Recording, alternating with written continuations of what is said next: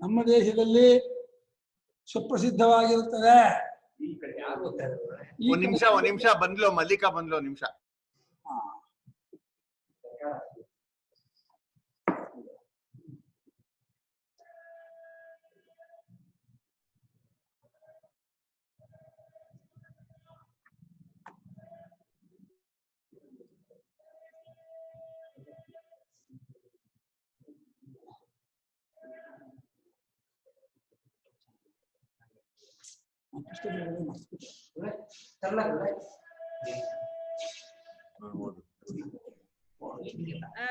ಓದ್ಲಾ ಗುರುಗಳೇ?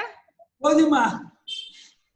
ತೈತ್ತರೀಯೋಪನಿಷತ್ತು ನಮ್ಮ ದೇಶದಲ್ಲಿ ಸುಪ್ರಸಿದ್ಧವಾಗಿರುತ್ತದೆ. ಈ ಕಡೆಯಲ್ಲಿ ತೈತ್ತರೀಯ ಶಾಖೆಯವರು ಹೆಚ್ಚಿನ ಸಂಖ್ಯೆಯಲ್ಲಿ ಸಿಕ್ಕುತ್ತಾರೆ. ಈ ಕಡೆಯಲ್ಲಿ ಯಾವ ಕಡೆಯಲ್ಲಿ? ದಕ್ಷಿಣ ಭಾರತದಲ್ಲಿ. ದಕ್ಷಿಣ ಭಾರತ. ಈಗ ವೈದಿಕರು ಸ್ವರ ಸಹಿತವಾಗಿ ಪಠಿಸುವ ಕೆಲವೇ ಉಪನಿಷತ್ತುಗಳಲ್ಲಿ ಇದು ಒಂದು ಮುಖ್ಯವಾದ ಉಪನಿಷತ್ತಾಗಿದೆ. ಈ ಉಪನಿಷತ್ತು ತೈತರೀಯಾರಣ್ಯಕದ 7ನೆಯ ಪ್ರಪಾಠಕದಿಂದ 9ನೆಯ ಪ್ರಪಾಠಕದವರೆಗಿನ ಭಾಗವು. 10ನೆಯ ಪ್ರಪಾಠಕವಾದ ನಾರಾಯಣ ಪನ್ನ ಅಥವಾ ಅಂಬಸಿ ಎಂದು ವೈದಿಕರಲ್ಲಿ ಪ್ರಸಿದ್ಧವಾಗಿರುವ ಭಾಗವನ್ನು ಆಚಾರ್ಯರು ಸೂತ್ರ ಭಾಷ್ಯ 3:3:24 ಮುಂತಾದವುಗಳಲ್ಲಿ ಪ್ರಮಾಣವಾಗಿ ಉದಾಹರಿಸುತ್ತಾರಾದರೂ ಅದೇಕೋ ಅದಕ್ಕೆ ಭಾಷ್ಯವನ್ನು ಬರೆದಿರುವುದಿಲ್ಲ. ಸಾಯಣಾಚಾರ್ಯರು ಇಡೀ ವೇದಕ್ಕೆ ಭಾಷ್ಯವನ್ನು ಬರೆಯುವುದಕ್ಕೆ ಹೊರಟವರಾದ್ದರಿಂದ ಆ ಭಾಗಕ್ಕೂ ವಿವರಣೆಯನ್ನು ಬರೆದಿರುತ್ತಾರೆ. ಅವರ ಮತದಲ್ಲಿ ತೈತ್ತರೀಯೋಪನಿಷತ್ ಸಾಂಹಿತಿ, ವಾರುಣಿ, ಯಾಜ್ಞಕಿ ಎಂದು 3 ಬಗೆಯಾಗಿರುತ್ತದೆ. ಸಂಹಿತೆಗಳ ವಿಷಯವನ್ನು ಒಳಗೊಂಡಿರುವುದರಿಂದ 7ನೆಯ ಪ್ರಪಾಠಕವು ಸಾಂಹಿತಿ ಉಪನಿಷತ್ತು. 7ನೇ ಪ್ರಪಾಠಕ ಅಂದ್ರೆ ಶನ್ವಾಮಿತ್ರ ಶರ್ಮರಣ ಶಿಕ್ಷಾವಲ್ಲಿ ಹೆಸರು. 8, 9 ಈ 2 ಪ್ರಪಾಠಕಗಳಿಗೆ ವರುಣನು ಸಂಪ್ರದಾಯಕ ಪ್ರವರ್ತಕನಾಗಿರುವುದರಿಂದ ಅವೆರಡೂ ಸೇರಿ ವಾರುಣಿ ಉಪನಿಷತ್ತು. 10ನೆಯ ಪ್ರಪಾಠಕದಲ್ಲಿ ಯಜ್ಞೋಪಯುಕ್ತವಾದ ಮಂತ್ರಗಳು ಅಲ್ಲಲ್ಲಿ ಕಂಡುಬರುವುದರಿಂದ ಅದು ಯಾಜ್ಞಕಿ ಉಪನಿಷತ್ತು ಎಂದು ಅವರು ಉಪನಿಷತ್ತಿನ ಸಂಬಂಧ ಭಾಷ್ಯದಲ್ಲಿ ಬರೆದಿರುತ್ತಾರೆ.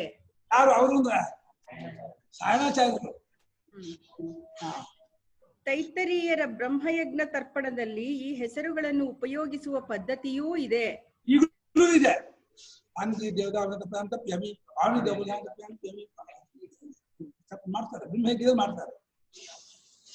ಆದರೆ ಶಂಕರಾಚಾರ್ಯರು ಈ ವಿಭಾಗವನ್ನು ಒಪ್ಪಿದ್ದರೋ ಇಲ್ಲವೋ ಎಂಬುದನ್ನು ಭಾಷ್ಯದ ಆಧಾರದಿಂದ ನಿಶ್ಚಯಿಸುವುದಕ್ಕೆ ಬರುವಂತಿಲ್ಲ. ನಾರಾಯಣ ಪನ್ನದಲ್ಲಿ ಅಥವಾ ಯಾಜ್ಞಕಿ ಉಪನಿಷತ್ತಿನಲ್ಲಿ 64 ಅನುವಾಕಗಳ ದ್ರಾವಿಡ ಪಾಠ, 80 ಅನುವಾಕಗಳ ಆಂಧ್ರ ಪಾಠ, 84 ಅನುವಾಕಗಳ ಕರ್ನಾಟಕ ಪಾಠ, 89 ಅನುವಾಕಗಳ ಮತ್ತೊಂದು ಪಾಠ, ಹೀಗೆ 4 ಪಾಠ ಸಂಪ್ರದಾಯಗಳು ಇರುವವೆಂದು ಸಾಯಣ ಭಾಷ್ಯದಲ್ಲಿ ಬರೆದಿದೆ. ಆಚಾರ್ಯರ ಕಾಲದಲ್ಲಿ ಈ ಸಂಪ್ರದಾಯಗಳು ಇದ್ದವೋ ಇಲ್ಲವೋ ಎಂಬುದನ್ನು ನಿರ್ಣಯಿಸುವುದಕ್ಕೂ ನಮಗೆ ಸಾಕಾದಷ್ಟು ಆಧಾರವಿರುವುದಿಲ್ಲ. ಭಾಷ್ಯ ಪದವಾಕ್ಯ ಪ್ರಮಾಣಗಳನ್ನು ಅನುಸರಿಸಿ ಸರ್ವ ಉಪನಿಷತ್ತುಗಳಿಗೂ ವಿವರವನ್ನು ಬರೆದಿರುವ ಗುರುಗಳಿಗೆ ನಾನು ನಿತ್ಯವೂ ನಮಸ್ಕರಿಸುವೆನು ಎಂಬ ವಾಕ್ಯವೊಂದು ಈ ಭಾಷ್ಯದ ಆದಿಯಲ್ಲಿ ಕಂಡುಬರುತ್ತದೆ. ವಾಕ್ಯವೊಂದು ಈ ಇಲ್ಲಿ ಮಧ್ಯೆ ಮಲ್ಕೊಳ್ಳೋ ಜಾಗ ಮಾಡಿದಾರಲ್ಲ, ದೊಡ್ಡ ಯಾಕೆ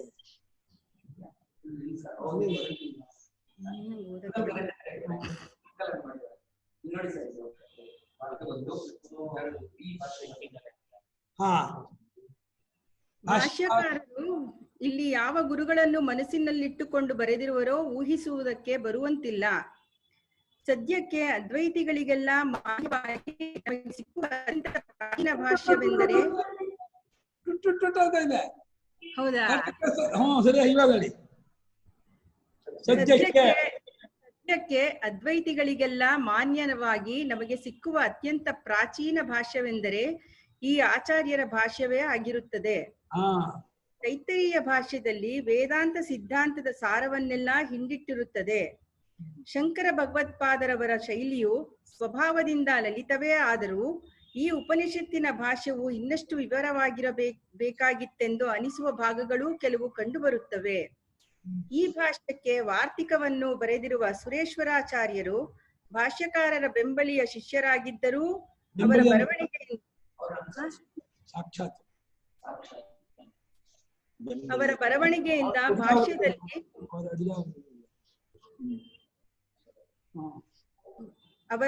ಬರವಣಿಗೆಯಿಂದ ಭಾಷ್ಯದಲ್ಲಿ ಗಡುಚಾಗಿ ಕಾಣುವ ಸ್ಥಳಗಳಲ್ಲಿ ಸಹಾಯವೇನೂ ಆಗುವಂತಿಲ್ಲ. ಭಾಷ್ಯಾರ್ಥವನ್ನು ಬಹು ಸಂಕ್ಷೇಪವಾಗಿ ವಿವರಿಸಿ ಅದ್ವೈತಿಗಳಲ್ಲಿ ತಮ್ಮ ಕಾಲಕ್ಕೆ ಕಾಣಿಸಿಕೊಂಡಿದ್ದ ಪ್ರಕ್ರಿಯಾ ಭೇದಗಳನ್ನು ವಿಮರ್ಶಿಸುವುದಕ್ಕೆಂದೇ ಅವರ ವಾರ್ತಿಕವು ಹೊರಟಿರುವಂತೆ ಕಾಣುತ್ತದೆ. ಮುಖ್ಯವಾಗಿ ಬ್ರಹ್ಮಜ್ಞಾನವು ವಸ್ತುತಂತ್ರವಾದದ್ದು, ವಿಧಿಗೆ ವಿಷಯವಲ್ಲ ಎಂಬುದನ್ನು ಸ್ಪಷ್ಟಪಡಿಸುವುದಕ್ಕೆ ಅವರು ತಮ್ಮ ಗ್ರಂಥದ ಬಹುಭಾಗವನ್ನು ವಿನಿಯೋಗಿಸಿರುತ್ತಾರೆ. ಸಾಯಣಾಚಾರ್ಯರು ಆಚಾರ್ಯರಿಗಿಂತ ಬಹಳ ಈಚಿನವರಾಗಿರುವುದರಿಂದಲೂ ಕೆಲವು ಕಡೆಗಳಲ್ಲಿ ತಮ್ಮದೇ ಆಗಿರುವ ಸ್ವತಂತ್ರ ವ್ಯಾಖ್ಯಾನವನ್ನು ಅವರು ಬರೆದಿರುವುದರಿಂದಲೂ ಭಾಷ್ಯಾರ್ಥವನ್ನು ನಿರ್ಣಯಿಸುವುದಕ್ಕೆ ಅವರ ವೇದ ಭಾಷ್ಯವು ಅಷ್ಟು ಪ್ರಯೋಜನಕರವಾಗಿರುವುದಿಲ್ಲ.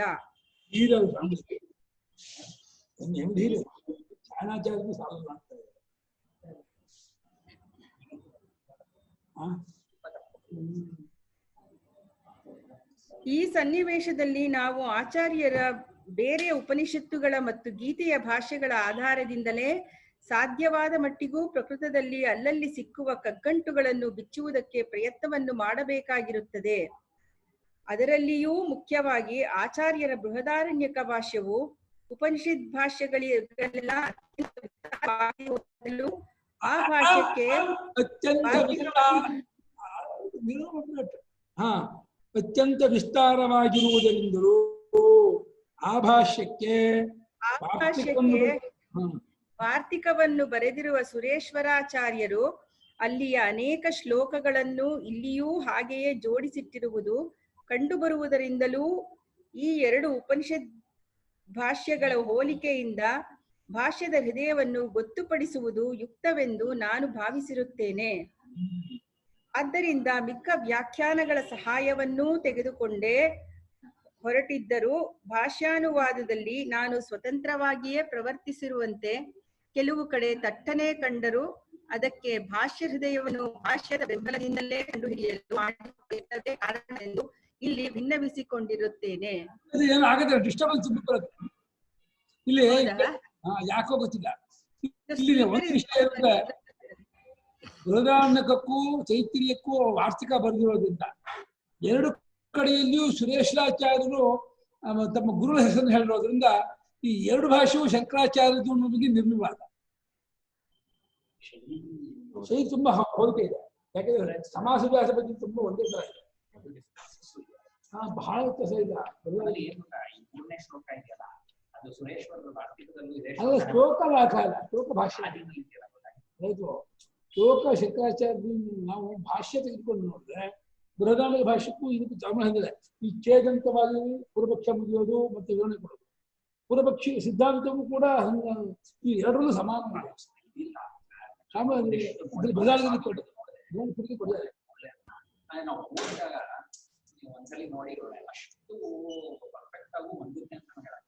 ಅಲ್ಲ ಬಹಳ ಮಟ್ಟ ಹೋಲಿಕೆ ಇದೆಯಪ್ಪ. ನಾನು ಬೃಹದಾರಣ್ಯಕ ಭಾಷ್ಯವು ಚೈತ್ಯ ಭಾಷ್ಯವು ಸುರೇಶ್ವರಾಚಾರ್ಯರು ಹೇಳಿರೋದ್ರಿಂದಲೂ ಆರ್ಥಿಕ ಪದದಿಂದಲೂ ಶಂಕರಾಚಾರ್ಯರು ಒಳ್ಳೆ ಕಾನ್ಮೋಪನಿಷಚ್ಛೇದೇನ ಮಾತಾ ವೇದಾರ್ಥ ಸಂಶೋಧಿನಿ ಅವರು ಕಾನ್ಮೋಪನಿಷತ್ತಿನ ನೆಪದಿಂದ ಇಡೀ ವೇದಾರ್ಥವನ್ನೇ ಯಾವ ಸಂಚಕ್ರಿಯೇ ಗುರು ಅಂತ ಗುರುಗಳನ್ನೇ ಮಾಡಿದ್ರು ಅಂತ ಹೇಳಿ ಶಂಕರಾಚಾರ್ಯ ಹೆಸರನ್ನೇ ಅಲ್ಲಿ ಹೇಳಿದ್ದಾರೆ. ಚೈತ್ಯದಲ್ಲೂ ಕೂಡ ವಾರ್ತಿಕದಲ್ಲಿ ಹೇಳುವಾಗ ಭಾಷ್ಯವನ್ನು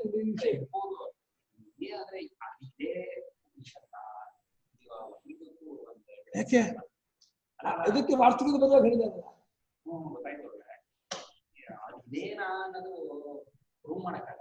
ಯಾಕೆ ಅಲ್ಲ ಇದಕ್ಕೆ ವಾರ್ತಿಕ ಬರೆದು ಆ ವಾರ್ತಿಕದಲ್ಲಿ ಎಷ್ಟೋ ಶಿಷ್ಯರು ಬಂದ್ಬಿಡ್ತಾರಲ್ಲ, ಈಗ ತೈತ್ರಿಯ ಉಪನಿಷತ್ತಿಗೆ ಮೂರು ಭಾಷೆ 10 ಜನ ಬಂದು ಭಾಷ್ಯ ಅಲ್ಲ ಈ ಭಾಷೆಯನ್ನು ಕೋಟ್ ಮಾಡ್ತಾರಲ್ಲ ಇದೇ ಭಾಷೆ ಹಾ ತೈತ್ರ ಭಾಷಾವಾಕ್ಯ ಕೊಟ್ಟು ಮಾಡ್ತಾರೆ ತುಂಬಾ ಕಡೆ ಪ್ರತಿಯೊಂದು ಕೊಟ್ಟು ಮಾಡಿಲ್ಲ. ತಸ್ಯ ಸೇವೆ ಆತ್ಮ ಅಂತಾಗಲಿ ಶಂಕರಾಚಾರ್ಯ ಏನು ಮಾಡಿದಾರೆ ತೋರಿಸಿದ್ದಾರೆ. ಏನ್ ಮಾಡಿದ್ದಾರೆ?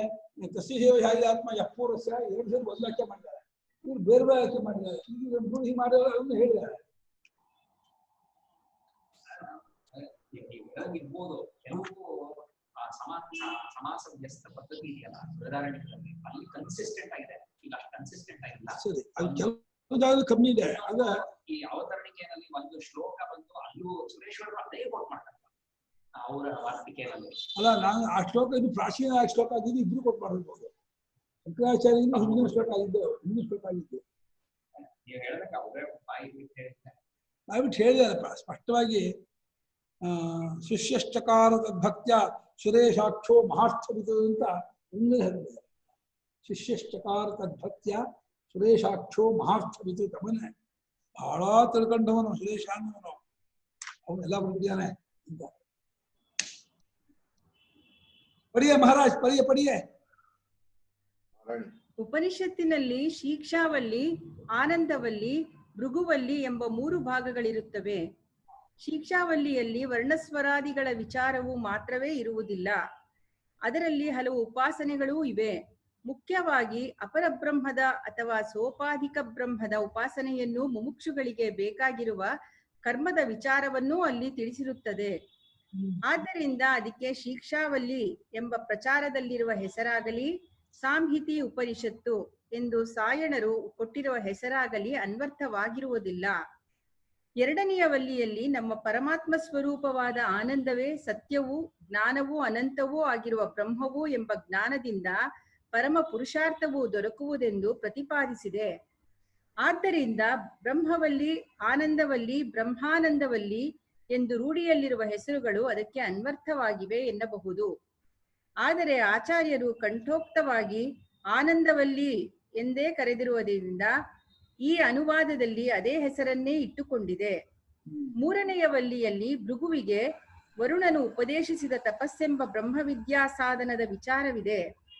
ಭೃಗುವು ಅನ್ನದಿಂದ ಹಿಡಿದು ಕ್ರಮಕ್ರಮವಾಗಿ ವಿಚಾರ ಮಾಡುತ್ತಾ ಆನಂದವೇ ಬ್ರಹ್ಮವೆಂದು ನಿಶ್ಚಯಿಸಿದ ವಿವರವಿದೆ.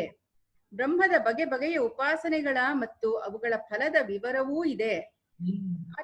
ಆದ್ದರಿಂದ ಅದಕ್ಕೆ ಭೃಗುವಲ್ಲಿ ಎಂದು ಪ್ರಚಾರದಲ್ಲಿರುವ ಹೆಸರಾಗಲಿ, ಆನಂದವಲ್ಲಿಯನ್ನೂ ಸೇರಿಸಿಕೊಂಡು ಸಾಯಣಾಚಾರ್ಯರವರು ಇಟ್ಟಿರುವ ವಾರುಣಿ ಉಪನಿಷತ್ತು ಎಂಬ ಹೆಸರಾಗಲಿ ಅದರ ಸ್ವರೂಪವನ್ನು ವರ್ಣಿಸುವಷ್ಟು ವ್ಯಾಪಕವಾಗಿರುವುದಿಲ್ಲವೆಂದು ಹೇಳಬೇಕಾಗಿದೆ.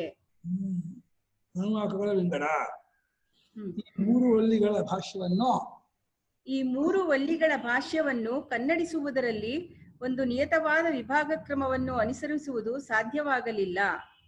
ವೈದಿಕ ಪಾಠದ ಸಂಪ್ರದಾಯದಂತೆ ಶಿಕ್ಷಾವಲ್ಲಿಯಲ್ಲಿ 10 ಶಾಂತಿಯೂ ಸೇರಿ 11 ಅನುವಾಕಗಳಿರುತ್ತವೆ. ಆನಂದವಲ್ಲಿಯಲ್ಲಿ 9 ಶಾಂತಿಯೂ ಸೇರಿ 10, ಭೃಗವಲ್ಲಿಯಲ್ಲಿ 10 ಹೀಗೆ ಅನುವಾಕಗಳಿರುತ್ತವೆ. ಅನುವಾಕಗಳನ್ನು ಅವುಗಳಲ್ಲಿರುವ ವಾಕ್ಯಗಳನ್ನು 10 ವಿಂಗಡಿಸಿಕೊಳ್ಳುವ ಅನಸುಗಳನ್ನು ಲೆಕ್ಕ ಮಾಡಿಕೊಂಡು ವೈದಿಕರು ಅಧ್ಯಯನ ಹನಸುವುದು 10 ವಾಕ್ಯದ ಒಂದಿದೆ ಹನಸು ಅಂತಾರೆ. ಪಂಚಾರಿ ನಮ್ ಕಡೆ ಹೇಳ್ತಾರೆ. 10 ವಾಕ್ಯದ ಒಂದು ಇದಕ್ಕೆ ಅದು ಗಟ್ಟಿ ಮಾಡೋದಕ್ಕೆ ಅನುಕೂಲ ಆಗಲಿ ಅಂತೇಳಿ 10 ವಾಕ್ಯ ನಿಲ್ಲಿಸ್ಕೊಳ್ತಾರೆ, ಮತ್ತೆ ಅದನ್ನ ರಿಪೀಟ್ ಮಾಡ್ತಾರೆ.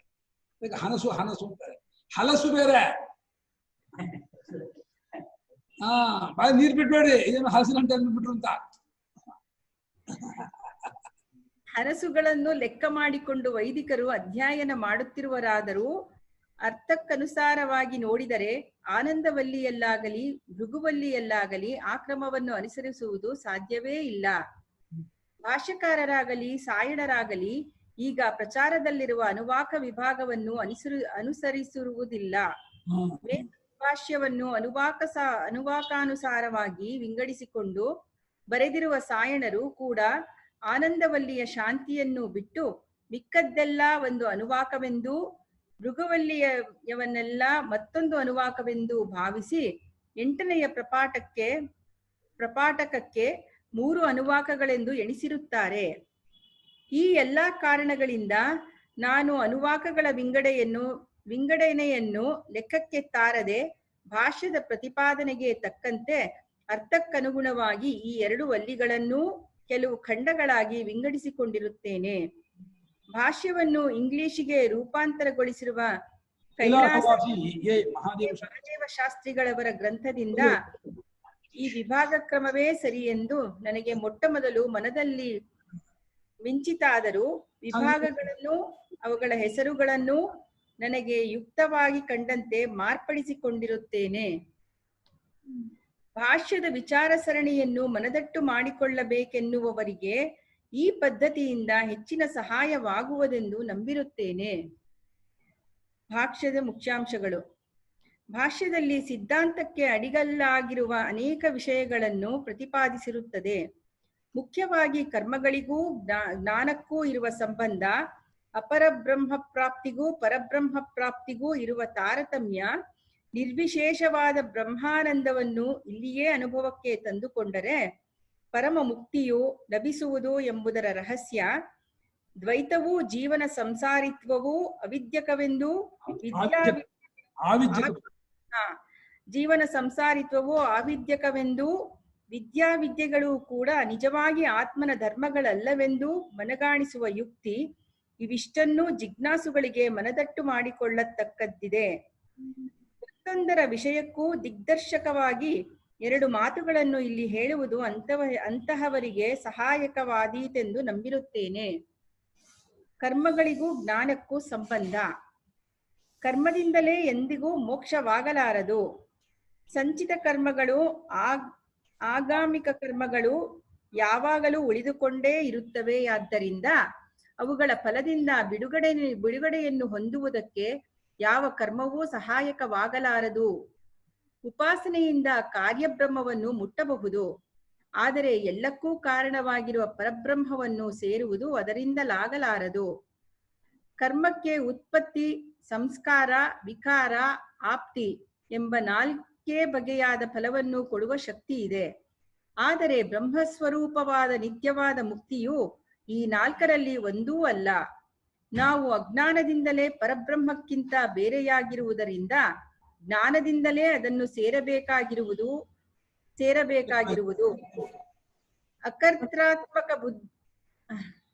ಅಕರ್ತೃತ್ವ ಬುದ್ಧಿರೂಪವಾದ ಬ್ರಹ್ಮಜ್ಞಾನದೊಳಗೆ ಅಜ್ಞಾನದಿಂದಾಗಿರುವ ಕರ್ತೃತ್ವ ಬುದ್ಧಿಯಿಂದೊಡಗೂಡಿದ ಕರ್ಮವು ಇರಲೇ ಆರದು. ಆದರೂ ಕರ್ಮಗಳನ್ನು ವಿಧಿಸಿರುವುದು ವ್ಯರ್ಥವಲ್ಲ.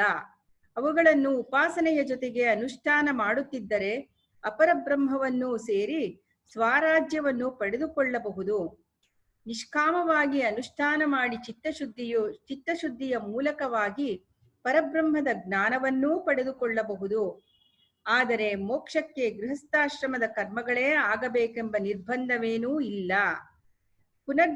ಪೂರ್ವಜನ್ಮದಲ್ಲಿ ಕರ್ಮವನ್ನು ಮಾಡಿ ಪೂರ್ವಜನ್ಮದ ಕರ್ಮ ಮಾಡಿದ ಗೃಹಸ್ಥಾಶ್ರಮ ಮಾಡಿದ ಕರ್ಮ ಯಾವ್ಯಾವ ಗೃಹಸ್ಥಾಶ್ರಮ ಕರ್ಮ ಬೇಕೇ ಬೇಕು ಆಯ್ತು.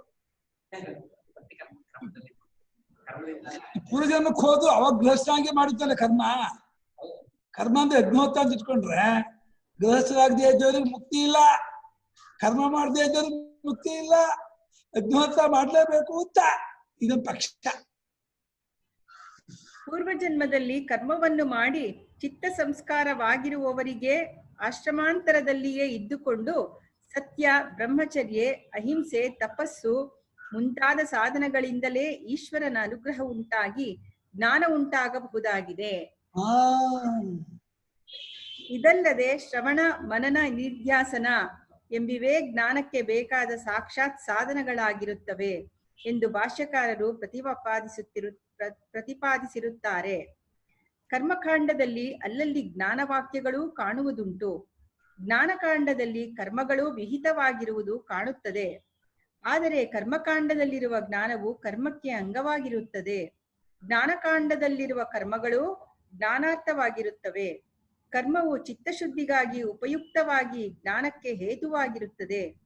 ಅದು ಅವಿದ್ಯೆಯಿಂದಾಗಿರುವ ಕಾಮವನ್ನು ಮೂಲವಾಗಿಟ್ಟುಕೊಂಡೇ ಹೊರಟಿರುವುದರಿಂದ ಅವಿದ್ಯೆಯನ್ನು ಆತ್ಯಂತಿಕವಾಗಿ ನಾಶಪಡಿಸುವ ಜ್ಞಾನವು ಜ್ಞಾನಕಾಂಡದಲ್ಲಿ ಮಾತ್ರವೇ ಸಿಕ್ಕುತ್ತದೆ ಎಂಬುದನ್ನು ಆಚಾರ್ಯರು ಈ ಉಪನಿಷತ್ತಿನ ಭಾಷ್ಯದಲ್ಲಿ ಸ್ಪಷ್ಟಪಡಿಸಿ ಜ್ಞಾನ ಕರ್ಮ ಸಮುಚ್ಚಯವಾದಿಗಳ ಭ್ರಾಂತಿಯನ್ನು ಸಮುಚ್ಚಯವಾದಿ ಜ್ಞಾನಕರ್ಮ ಸಮುಚ್ಚಯವಾದಿ ಜ್ಞಾನಕರ್ಮ ಸಮುಚ್ಚಯವಾದಿಗಳ ಭ್ರಾಂತಿಯನ್ನು ತೊಲಗಿಸಿರುತ್ತಾರೆ. ಪರಾಪರ ಬ್ರಹ್ಮ ಪ್ರಾಪ್ತಿಗಳ ತಾರತಮ್ಯ. ಸರ್ವರಿಗೂ ಆತ್ಮವಾಗಿರುವ ಒಂದೇ ಬ್ರಹ್ಮವೇ ಅಪರಬ್ರಹ್ಮ ಕಾರ್ಯಬ್ರಹ್ಮ ಸೋಪಾಧಿಕ ಬ್ರಹ್ಮ ಎಂಬ ಹೆಸರಿನ ಹಿರಣ್ಯ ಗರ್ಭನೆಂದು, ಪರಬ್ರಹ್ಮ ಕಾರಣ ಬ್ರಹ್ಮ ನಿರುಪಾಧಿಕ ಬ್ರಹ್ಮ ಎಂಬ ಬ್ರಹ್ಮವೆಂದು ಎರಡು ಬಗೆಯಾಗಿರುತ್ತದೆ. ಅಪರಬ್ರಹ್ಮವನ್ನು ಸರ್ವರ ಆತ್ಮಸ್ವರೂಪವಾದ ಬ್ರಹ್ಮವೆಂದು ಎರಡು ಬಗೆಯಾಗಿರುತ್ತದೆ.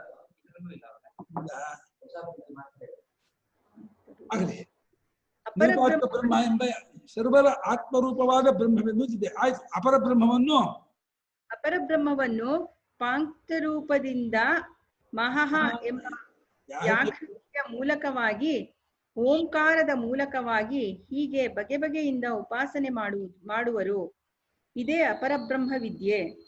ಬ್ರಹ್ಮವನ್ನು ಹೃದಯ ಪುಂಡರೀಕದಲ್ಲಿ ಇಂತಿಂಥ ಗುಣಗಳುಳ್ಳದ್ದೆಂದು ಉಪಾಸನೆ ಮಾಡಿ ಸಾಕ್ಷಾತ್ಕಾರ ಮಾಡಿಕೊಂಡರೆ ಸುಷುಮ್ನಾ ನಾಡಿಯ ಮೂಲಕವಾಗಿ ಶರೀರವನ್ನು ಬಿಟ್ಟು ಹೊರಟು ಹಿರಣ್ಯಗರ್ಭನ ಸಾಯುಜ್ಯವನ್ನು ಪಡೆಯುತ್ತಾನೆ.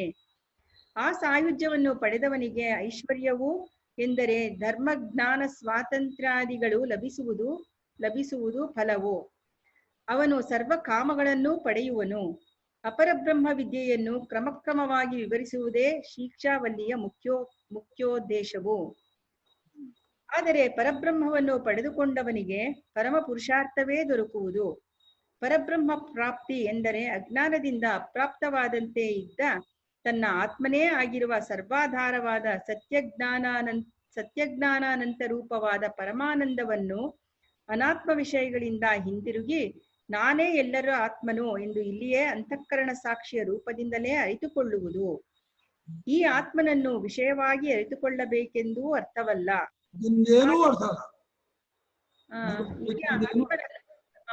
ವಿಷಯವಾಗಿ ಅರಿತುಕೊಳ್ಳಬೇಕೆಂದೇನೂ ಅರ್ಥವಲ್ಲ. ತಾನು ಅದ್ವಿತೀಯನು, ಜ್ಞಾತೃಜ್ಞಾನ ಜ್ಞೇಯ ವಿಭಾಗ ಶೂನ್ಯನು ಎಂಬ ಅನುಭವವನ್ನು ಅಂತಃಕರಣದಲ್ಲಿ ಪಡೆದುಕೊಳ್ಳುವುದೇ ಪ್ರಾಪ್ತಿ. ಈ ಆತ್ಮಜ್ಞಾನವನ್ನುಂಟು ಮಾಡುವುದಕ್ಕೆಂದೇ ಶ್ರುತಿಯಲ್ಲಿ ಬ್ರಹ್ಮವು ತಾನು ಬಹುವಾಗಿ ಆಕಾಶಾದಿ ಜಗತ್ತನ್ನು ಸೃಷ್ಟಿ ಮಾಡಿ ಅದರೊಳಗೆ ಹೊಕ್ಕಿತೆಂದು, ಜ್ಞಾನಿಗಳು ಅದರ ಸ್ವರೂಪವನ್ನು ಪಡೆದುಕೊಂಡು ಆನಂದಿಗಳಾಗಿ ಅಭಯದಿಂದ ತಮ್ಮ ಪರಮಾರ್ಥ ಸ್ವರೂಪದಲ್ಲಿ ನೆಲೆ ನಿಲ್ಲುವರೆಂದೂ ವರ್ಣಿಸಿದೆ. ಅಪರಬ್ರಹ್ಮವನ್ನು ಸೇರುವವನು ಸರ್ವ ಕಾಮಗಳನ್ನು ಒಂದೊಂದಾಗಿ ಪಡೆದುಕೊಳ್ಳುತ್ತಾನೆ. ಆದರೆ ಪರಬ್ರಹ್ಮವನ್ನು ಅರಿತುಕೊಂಡವನು ಎಲ್ಲಾ ಕರ್ಮಗಳನ್ನೂ ಎಲ್ಲಾ ಕಾಮಗಳನ್ನು ಬಹುರೂಪವಾಗಿಯೇ ಮಾಡಿಕೊಳ್ಳುವುದರಿಂದ ಅವನು ಬಹುರೂಪದಿಂದಲೇ ಎಲ್ಲಾ ಕಾಮಗಳನ್ನು ಒಟ್ಟಿಗೆ ಅನುಭವಿಸುವನು. ಅಪರಬ್ರಹ್ಮವನ್ನು ಪಡೆಯುವವನಿಗೆ ತಾನು ಇಚ್ಛಿಸಿದ ರೂಪವೂ ಇಚ್ಛಿಸಿದ ಭೋಗವೂ ಸಿಕ್ಕುವವು. ಅವನು ಯಾವ ಲೋಕವನ್ನು ಬೇಕಾದರೂ ಸಂಕಲ್ಪ ಮಾತ್ರದಿಂದ ಪಡೆದುಕೊಳ್ಳಬಹುದು. ಇಂಥ ಐಶ್ವರ್ಯವು ಅವನಿಗೆ ಉಪಾಸನೆಯ ಫಲವಾಗಿ ದೊರಕುತ್ತದೆ. ಆದರೆ ಪರಬ್ರಹ್ಮಜ್ಞಾನಿಯು ಅಪರಬ್ರಹ್ಮವನ್ನು ಪಡೆದುಕೊಂಡವನಿಗೂ ಆತ್ಮನಾಗಿರುವುದರಿಂದ ಅವನ ಭೋಗವು ಇವನದೇ ಆಗಿರುತ್ತದೆ. ಭೋಕ್ತೃ ಭೋಗ್ಯ ಭೋಗ ಎಂಬ ವಿಭಾಗವು ಅವಿದ್ಯೆಯಿಂದಾಗಿರುವುದಾದ್ದರಿಂದ ಇಂಥ ಜ್ಞಾನಿಯು ಅದೆಲ್ಲವೂ ತಾನೇ ಆಗಿರುವನೆಂದು, ತನಗಿಂತ ವ್ಯತಿರಿಕ್ತವಾದ ಭೋಗ್ಯಾದಿಗಳು ಇಲ್ಲವೆಂದೂ ತಿಳಿದಿರುತ್ತಾನೆ. ಉಪಾಸಕರು ಅನ್ಯದೃಷ್ಟಿಯಿಂದ ಉಪಾಸನೆ ಮಾಡುವ ಪ್ರಾಣಾದಿಗಳು ವಾಕ್ಕು ವೃಷ್ಟಿ ಮುಂತಾದವುಗಳಲ್ಲಿ ಕ್ಷೇಮ ತೃಪ್ತಿ ಮುಂತಾದ ರೂಪದಿಂದ ಬ್ರಹ್ಮವು ನೆಲೆಸಿರುವುದೆಂದು ಮಾಡುವುದರಿಂದ ದೊರೆಯುವ ಫಲಗಳು ಬ್ರಹ್ಮವೇ ಆಗಿರುವುದರಿಂದ ಬ್ರಹ್ಮ ಭಿನ್ನನಾದ ಜ್ಞಾನಿಯನ್ನೇ ನಿಜವಾಗಿ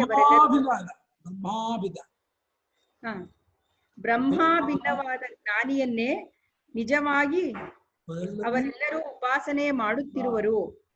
ಬ್ರಹ್ಮವನ್ನು ಯಾವ ಯಾವ ದೃಷ್ಟಿಯಿಂದ ಉಪಾಸನೆ ಮಾಡುವರೋ ಅಂತಂಥ ಫಲಗಳು ದೊರಕುವವು. ಆದರೆ ಬ್ರಹ್ಮವೆಂದೇ ಅದನ್ನು ಅರಿತುಕೊಂಡವನಿಗೆ ಕ್ರಿಯಾಕಾರಕ